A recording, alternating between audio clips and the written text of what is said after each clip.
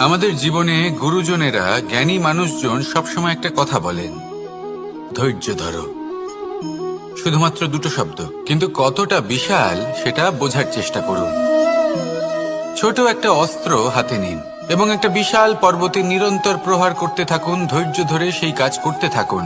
এমন একদিন আসবে, এই বিশাল পর্বতে আপনি একটা পথ তৈরি করবেন। কোনো ধনুর্ধর যখন নিজের বিদ্যা অর্জন করেন, তখন তাকেও ধৈর্য ধরতে হয়, তার নিজেকে সময় দিতে হয়, তবেই সে ধনুর্বিদ্যা শিখতে পারে। সেইভাবে আমাদের জীবনেও ধৈর্য ধরার খুব প্রয়োজন।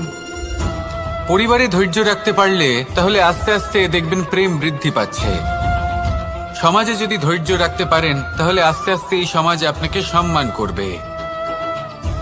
যদি নিজের জীবনে ধৈর্য রাখতে পারেন, তাহলে নিজে থেকেই আত্মবিশ্বাস বাড়বে, নিজের বিকাশ হবে।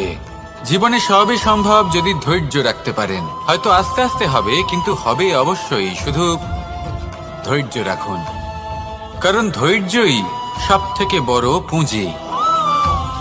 আসুন আর আমার সাথে ভালোবেসে বলুন, রাধা রাধা।